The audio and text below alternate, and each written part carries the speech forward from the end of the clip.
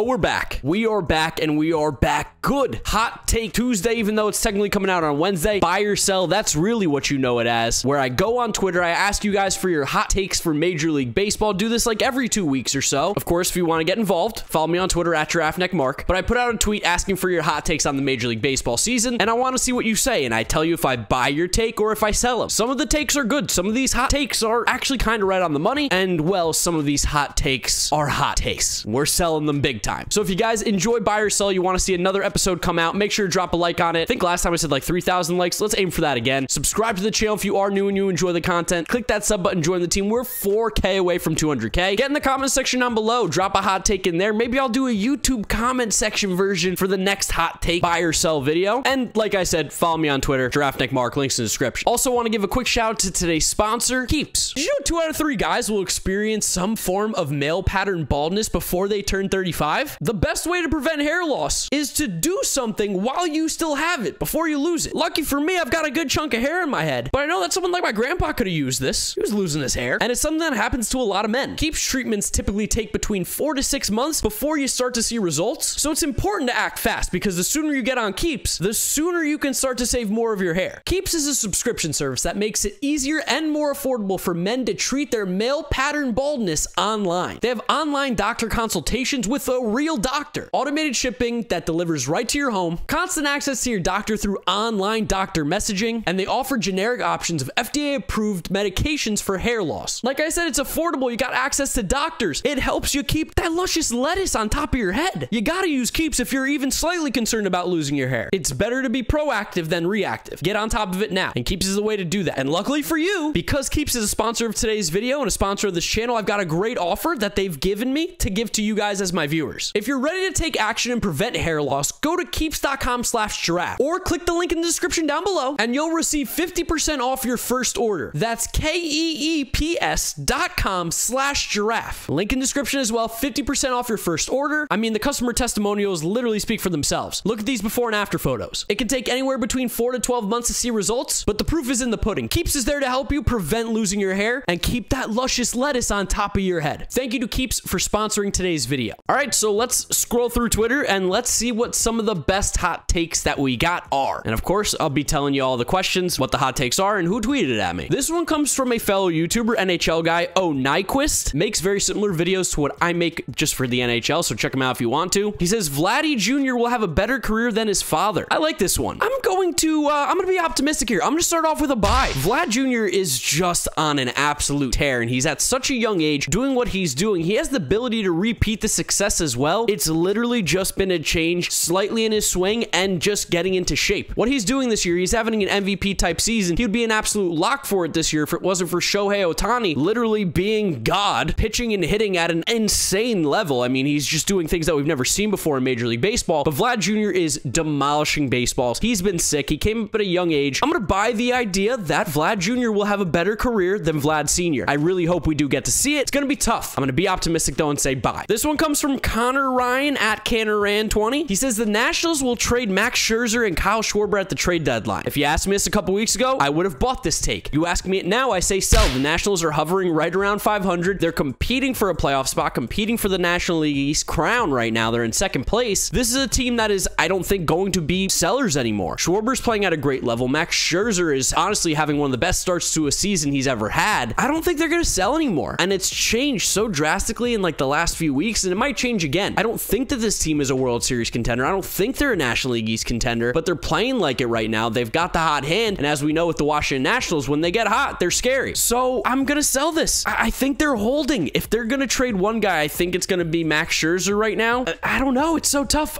It's so tough. I'm right now, my heart's telling me they're not going to do it. They're going to hold on to players, try to improve. Ooh, I like this one from Kobe, Kagimoto Kobe, coming in with a hot take. But really, is it that hot? No. Shohei Ohtani is the best player on the Angels. So obviously I sell this one because Mike Trout exists, but Shohei Ohtani is getting really close, because if he's going to hit close to Mike Trout levels like we've seen this year, granted all over a much smaller sample size, Mike Trout has done this for his entire career. Shohei is doing it as of recently, but if you can hit like Mike Trout, oh, and also pitch at an all-star Cy Young caliber level, yes, he would be better than Mike Trout. He would be the best player on the Angels. Right now, healthy on the active roster, 100% buy that he's the best player on the Angels, but overall, not better than Mike Trout yet, but I'm willing to say that Shohei Ohtani might be the second best player in baseball. I think that's my hot take. You can tell me if you're buy or sell that one in the comment section below. Shohei Ohtani, second best player in baseball. All right, let's give a shout out to my boy here, James Shiano. Jeter had no range, co-host of my podcast, the Mets Sub Podcast, link in description. Yeah, did I pick him because I wanted to plug the podcast? Of course. Also drop James a follow. But here we go. He's got Keston Hiura second half years incoming, propelling the Brewers to the World Series. James, I like where your head's at, but I'm gonna sell. Not that it's that Keston Hiura won't have a great second half. I'm a big Kes Daddy fan. I've always been on the Keston Hiura hype train. The dude mashes. He should be a better hitter than we've seen recently. I just don't buy the Brewers winning the World Series this year. They're very, very good, but I think they need to make some moves to get there, and I don't think it's gonna be on the back of Keston Hiura. So I sell it that I don't think they'll win the World Series. I'll buy that Keston Hiura has a huge second half. He's super talented. Logan at Gamer71904. Oh boy, this is hot. After a rough couple games, Wander Franco has lost his confidence and will be sent down to the minors.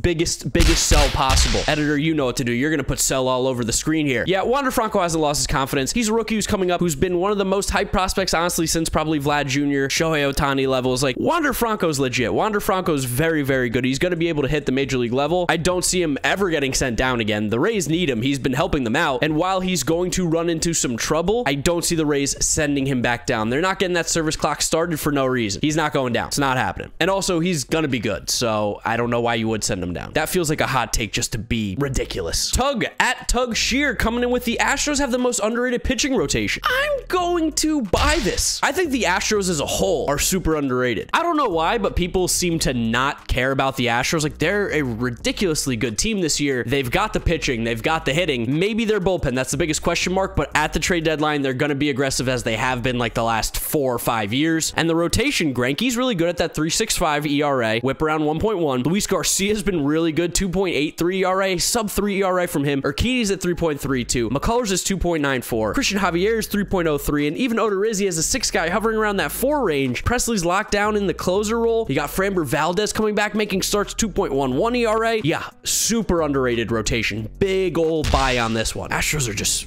It's a scary team, man. They're like a couple good bullpen arms away from being the best team in the American League by and large. Luke from Eastern Iowa at Sputnik_Rising. Cubs/White Sox will be in the World Series. I'm assuming that means both of them, to which I'm gonna sell 1,000%. If you're saying one of them, I'm still gonna sell. I don't know if either of these teams right now are the favorites in each of their league to go to the World Series. The Cubs, I think, have little to no shot. Sorry, Cubs fans. You guys are like better than I expected, but you're not a World Series contender right now. In my eyes, with how this team is shaped, there's just not enough starting pitching there. And then for the White Sox, I do think the White Sox are really good, and that was the team I picked to go to the World Series this year. So, like, I got faith in them. But these Astros, man, they're scaring me. The Red Sox are starting to scare me. They're going to get better. The Rays still, even the Yankees, I know they're struggling, but they're still a good team. The American League, it's top heavy. It's going to be tough to get out of there by any team. It's going to be a battle. So I'm going to sell this because I think it means both of them, and I definitely don't think both of them will be in the World Series. Ooh, I like this one from at the True Dom 1, the True Dom. The Dodgers will not win the division or get the top spot in the wild card. That's a really interesting one. I got to think about this a little bit. I mean, the Dodgers on paper are the best team in baseball, like on paper, but obviously, as we know, the Giants are in first place. The Padres are coming in hot. The Dodgers, in theory, could definitely not be the top wild card spot. They could definitely not even win the division, which is crazy. I still have to sell. I think over a long season, this Dodgers team is just really, really tough to beat. They're built so strong. They got Bellinger back now. I know, like, the pitching thing with the RPMs, they've been dropping a bit ever since the sticky substance crackdown, but the bullpen's really good. The rotation's sick. I gotta sell this one. Maybe they don't win the division, but I think to say they won't be the top wildcard team is going to be really, really hard. They're going to have some big injuries. There's going to have to be something crazy, and you know they're going to be buyers at the deadline too. I like this one about the Boston Red Sox from Jeffrey at J Palma 21. When Sale comes back, the Red Sox are a legitimate World Series contender. I want to say sell though. I don't think Chris Sale is the missing link here for the Red Sox. They're still very good, and they're awesome. They're having a great year, but I think they need a few more arms in the bullpen. They need one more legitimate starting pitcher. The thing with Sale is coming back from Tommy John, he's not going to really be able to be that horse that you want him to be in that rotation, be your stereotypical ace. Chris Sale has always had issues with like going deep into a season, and coming off of Tommy John, missing the amount of time that he has, it's going to be a lot to ask to put it all on his back. So the Red Sox still need more pieces in order to be a legitimate World Series contender. They're very good, but Sale is not that missing piece. He's going to help a ton. Like, by no means is he going to be a downgrade. He's going to be awesome, but he's not the number one guy that they need in order to go to that next level. They're still going to need a little more, in my eyes. But I think that's a fairly good question and a pretty decent take, honestly. This one comes from DeGrom Season. James, NYM, 41 and 34. Please take records out of your names on Twitter, guys, your handles. It's just so cringy. I hate it. I really do. And I know, like, the whole hoodie thing, season,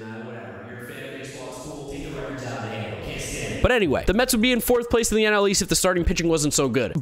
Big buy. The starting pitching has been great. It's clearly what's been carrying this team, along with the bullpen. The offense has been almost non-existent. So yeah, if we didn't have absolutely locked down pitching, it'd be very tough to win any games because the Mets just don't score that many runs right now. The only thing that's like a little sellish, but again, I'm still buying this take. The only thing that makes me feel a little like it's a sell is that the bullpen and the pitching in the National League East is so bad. Outside of the Marlins, who probably have the 2nd best just overall pitching in the division, and if it wasn't for the Nationals and Max Scherzer, like, I mean, they might be too, but that's because Scherzer. It probably goes Mets, Marlins, Nats, Phillies, Braves, Phillies. The pitching's bad overall in this division, so that could be the saving grace. But yes, the Mets are not where they're at without starting pitching, and the starting pitching and bullpen, to a lot of credit, have been unbelievably good. Shout out Jeremy Hefner, you're our boy. Max Otero, Miami, 10 and 6. Miami, 40 and 32. I'm not sure what Miami team he's talking about there. That's 40 and 32, but okay. Galician GL, Yankees need to fire Cashman and Boone. Buy. I buy it. And the reason I buy it is that if they don't win the World Series this year, which, let's be honest, Yankee fans, I think you know it as well, the team that you currently have is not going to win a World Series. There's just no shot. You got to get rid of Cashman. You got to get rid of Cashman. Heads got to roll, and I don't think Boone is the guy there either. I know baseball managers specifically are having less and less impact on games the more and more we go, but Cashman's going to go, and whoever the new GM is going to be there is probably going to want his own guy too. So if the Yankees really continue to struggle and they just don't do anything, don't make any noise, right now I don't even think they're in the playoffs, yeah, of course those guys are going to get fired. You're not going to fire Aaron Judge. You're not going to fire Gary Sanchez, who's having a good year. You're going to fire Cashman for trading for Giancarlo Stanton, which in retrospect is absolutely horrible. Yeah, it really didn't do that much. Hasn't made a lot of great moves recently, and you're going to get rid of Boone because he's the manager, and the new GM's going to want his own guy. So I buy that take. I can get behind them both being fired. I've said it for a while. Aaron Boone's not a good manager. And then let's do one final one here. I like this one here. It gets a little bit of the Central vibes. Comes from Adam Schwartz at Adam SCH02085608. What a name. Indians make a few moves at the deadline, preferably 1 or 2 more bats and a bullpen arm, and win the Central. Sell for a few reasons. 1, not winning the Central. Just don't think they will. Think the White Sox got that pretty much on lock. I know the Indians are playing good baseball, but they really have a bad offense. I know the Mets have a bad one. The Mets have good offensive players. They're not playing well. The Indians got no offense. It's Jose Ramirez. It's really it. Pitching's great, though. The pitching's great. And I also don't know if they're going to be buyers at the deadline. I think they make like a few minor moves. They're not going to go out and get any big piece like you saw them get Josh Donaldson a few years ago. The Indians traded Francisco Lindor for Ahmed Rosario, Andres Jimenez, some prospects. I don't see them going out and trying to get more money on the payroll when they had a top 5 shortstop at worst. I know Lindor's not playing well. I still think he's sick, but you don't make that move and then go out and become buyers. That's a weird move to me. I think the Indians have committed to being sellers, but being competitive sellers, which take that for what it is. But I sell this take. I wish that your Indians would buy, though. It's good for baseball, good for Indians fans. More teams should be buyers instead of sellers. Looks like the Indians, who also have a Dolan at the helm, just like the Knicks, are going to be cheap sellers. I sell this take. So that's buy or sell. I think that's like episode number 3 or 4.